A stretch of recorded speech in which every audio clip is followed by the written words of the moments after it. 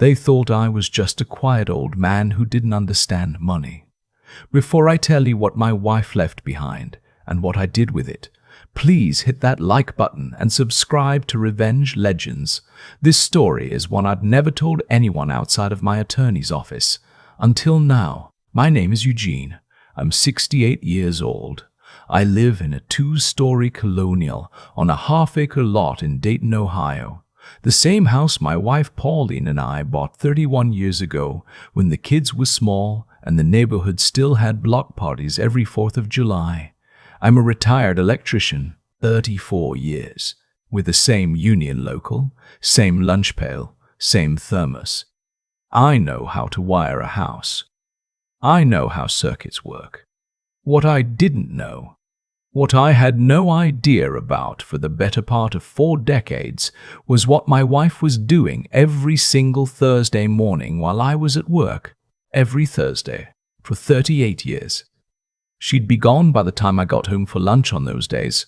Said she was running errands, picking up dry cleaning, visiting her sister.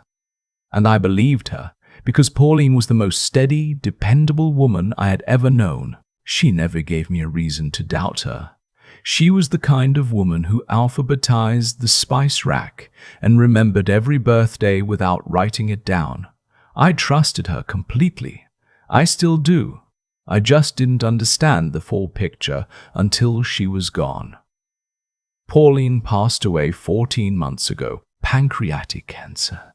She went fast, 6 weeks from diagnosis to the end, which the doctors said was actually a mercy given how aggressive it was. I don't know if I'd call it a mercy. I'd call it a robbery. One day she was making her chicken and dumplings on a Sunday afternoon, and 6 weeks later I was standing at a graveside in November cold, holding a folded flag the Veterans Honor Guard handed me because she'd served 2 years as a Navy clerk back in the 70s. My son was there. My daughter was there. My daughter-in-law was there. That's when the trouble started. Right there at the cemetery. My son. I'll call him by what he is, which is my firstborn, 39 years old, works in corporate insurance. He put his hand on my shoulder at the reception afterward and said, "Dad, we need to talk about the house." I thought he meant repairs. The gutters had been sagging on the north side. I figured he was going to offer to help me fix them. He did not mean the gutters. "Donna and I have been talking," he said. Donna is his wife. They've been married 12 years. They live 40 minutes away in a newer development.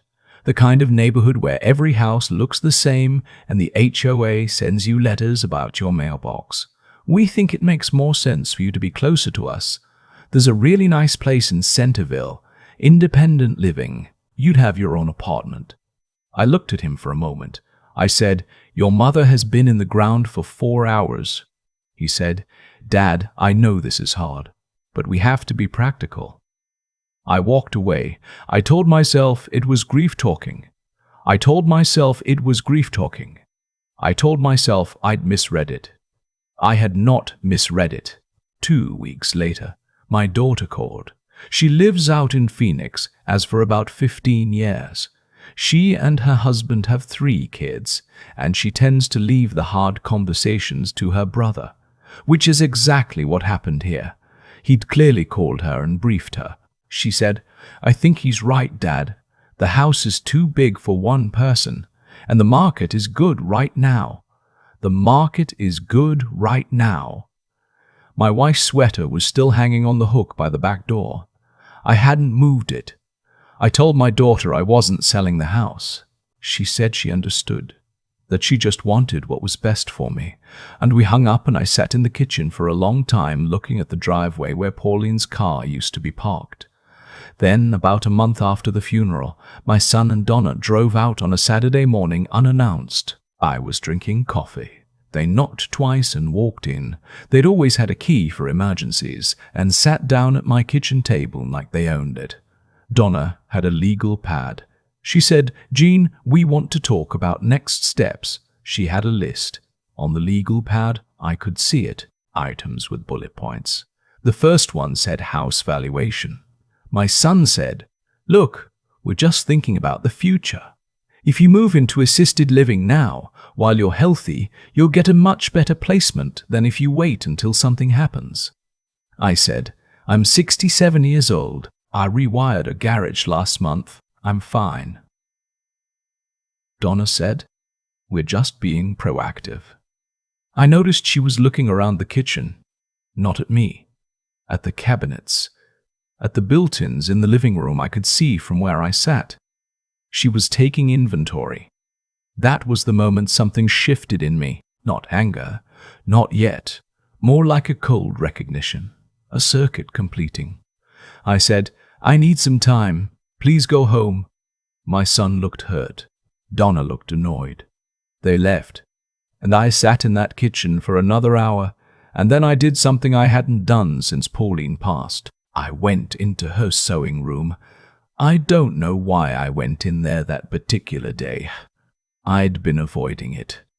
Her reading glasses were still on the little table next to her chair. Her project basket had a half-finished quilt square in it, green and cream, and I couldn't look at it for more than a second. But I started going through her desk, not looking for anything specific, just being close to her things. In the bottom drawer, under a stack of birthday cards she saved every card anyone had ever sent her, organized by year, bound with rubber bands. I found an envelope, plain white, no stamp, my name on the front in her handwriting. I sat down on the floor right there, didn't bother with the chair. The letter was 4 pages, front and back, written in her careful schoolteacher cursive. Even though she was never actually a schoolteacher, she just wrote that way because her mother had insisted on proper penmanship. She started it, she said, about 6 months after her diagnosis. She hadn't told me about the diagnosis then. She was still running tests, didn't want to scare me until she was sure. That alone took me a few minutes to get past. She wrote, "Eugene, I've been keeping something from you for a long time. Not because I didn't trust you, because I wanted it to be a surprise. And then it became something more than that. It became something I was building for you, specifically for a time when you might need it, and I might not be there." She wrote about the Thursdays 38 years ago. Right around the time our son was born, Pauline started setting aside money. Not a dramatic amount each week, $30 here, $50 there. Whatever she could trim quietly from the household budget without it being noticeable. She handled the bills, always had. She was meticulous. She had a gift for it that I never fully appreciated. She opened a separate savings account at a credit union across town, not our regular bank, under her name alone. Over the years, as her part-time bookkeeping work brought in more income, she increased what she was setting aside. She invested conservatively, CDs at first, then a small brokerage account she managed herself with the same quiet diligence she brought to everything. Every Thursday morning, she'd make the drive to that credit union. To review statements, to make deposits, to meet with her advisor, to keep building. She called it, in the letter, the safety net. She wrote, "I watched my mother lose everything after my father died because it was all in his name, and she had no idea what they had. I swore I would never let that happen to you, Eugene. I swore you would always have a foundation, no matter what. By the time she died, the account held, and I'm not going to disclose the exact number here, but I will tell you this, enough, more than enough. More than I would have believed she could build on the margins of an ordinary working life. That credit union account, combined with her life insurance, a small pension from her Navy service that I barely knew about, and the equity in the house, meant that I was not, in any financial sense, vulnerable. Pauline had made absolutely certain of that. At the bottom of the letter, she'd written the name and phone number of an attorney. A woman named. I'll just say she was experienced, about 60, with an office downtown and a manner that made you feel like she'd seen every version of this situation before and was not impressed by any of it. Pauline had retained her 3 months before she died. Everything was already set up. The trust, the beneficiary designations, the specific protections on the house. I sat on the floor of the sewing room for a long time. Then I called the attorney. She said, "Mrs. Borlin told me you'd call. I've been expecting you. Can you come in next week?" I went in on a Tuesday morning. The attorney walked me through everything. The house was in a revocable living trust that Pauline and I were co-trustees of, which meant that at her death, I became sole trustee and the property was fully protected. No probate, no exposure. The children had no legal claim to any of it, not unless I chose to give it to them, which I was under zero obligation to do.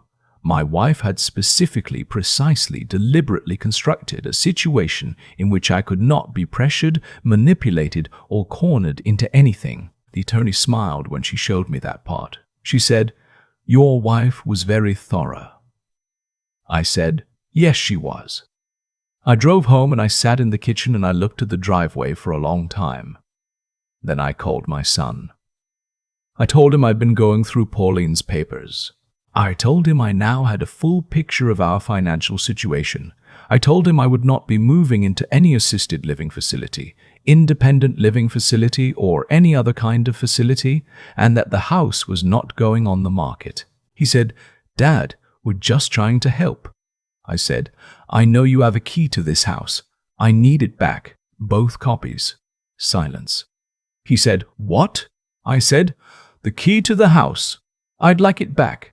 You can drop it off in the mailbox. I'll leave an envelope out there for you." More silence. Then he said, in a tone I recognized from when he was 16 and hadn't gotten his way, "I can't believe you're doing this." I said, "I can't believe you brought a legal pad to my kitchen table 4 weeks after your mother's funeral." He hung up. Donna called back about an hour later. I didn't answer. She left a voicemail. I saved it. My attorney has a copy. My daughter called from Phoenix. She was upset. She said I was being paranoid, that nobody was trying to take anything from me, that her brother was just worried. I said, "I know you believe that. I also know that you had a conversation with him before you called me about the house, and neither of you asked me once how I was sleeping or whether I was eating. The first thing you asked about was the property." She was quiet for a moment, and then she said softer, "Dad, I didn't think about it like that." I said, "I know you didn't. That's the part that matters." That conversation was different. It's still complicated with my daughter. We're working through it. She came to visit in the spring without calling her brother first, and we sat on the back porch and talked for a real long time. She cried. I cried some. She told me she was sorry. I believe her. My son has not returned the key. He sent it in the envelope like I asked, and I had the locks rekeyed 2 days later.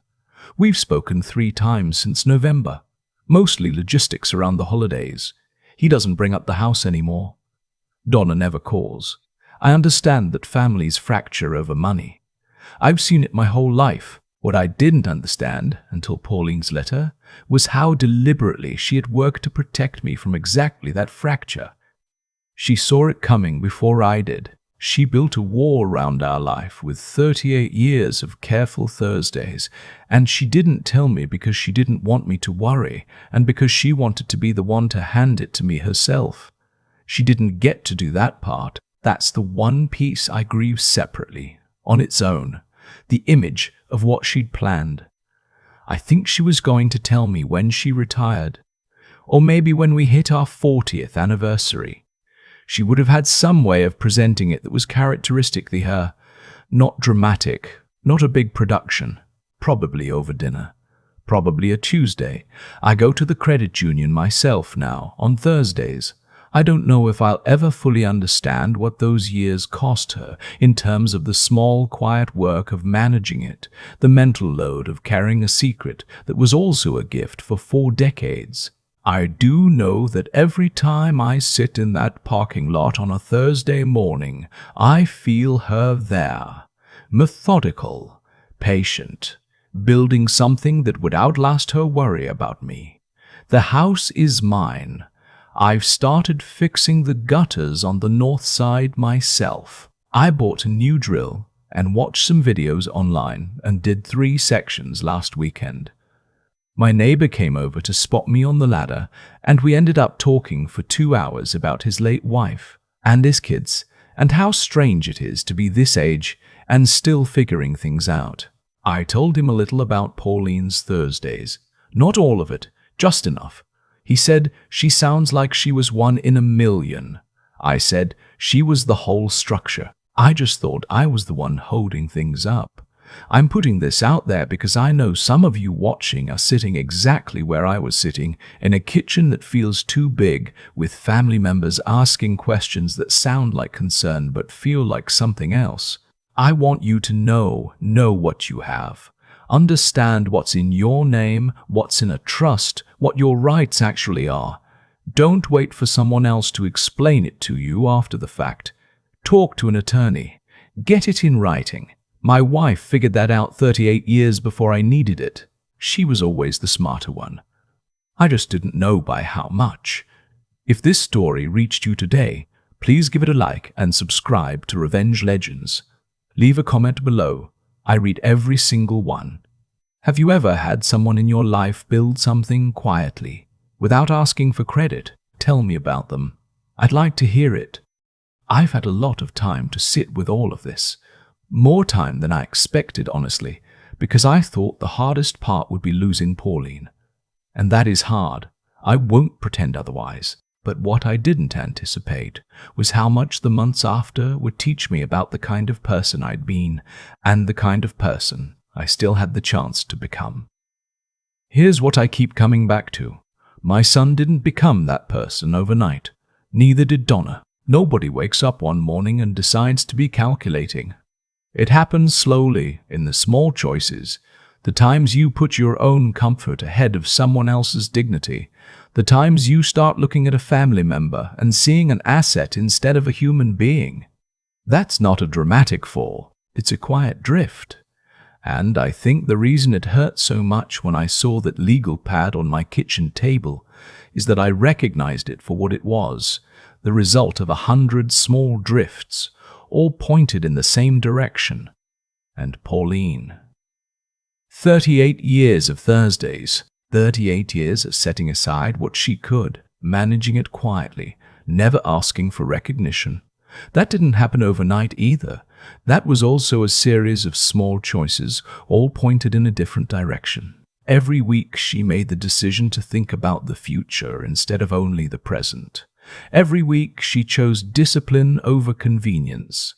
The two of them, my son and my wife, were almost a perfect mirror of each other, and I find that both painful and clarifying. I think about who Pauline was, and I think that kind of steadiness is built, not born.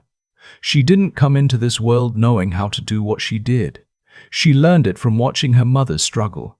She took that pain and turned it into a blueprint. That's not luck. That's intelligence applied with patience over time. And it required something else too.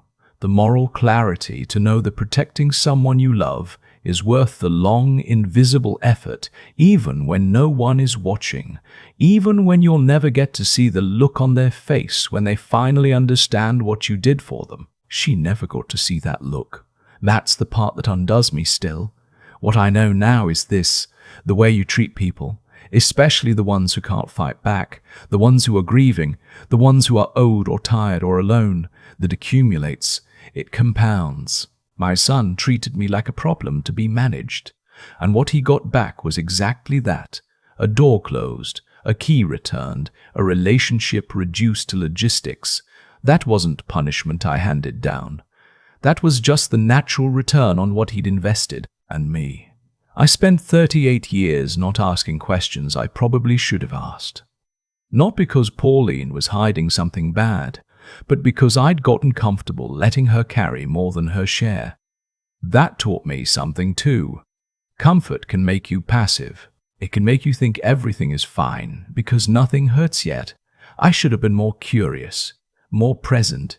I'm trying to do better with that now, even with the people who've disappointed me, because being closed off has its own cost. If there's anything I'd want someone watching this to take away, it's just this. Build something that outlasts your worry.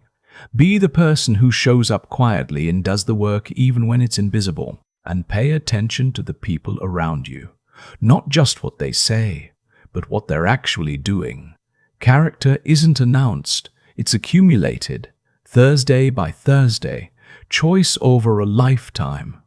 Pauline understood that better than anyone I've ever known. I'm just grateful she left me the letter.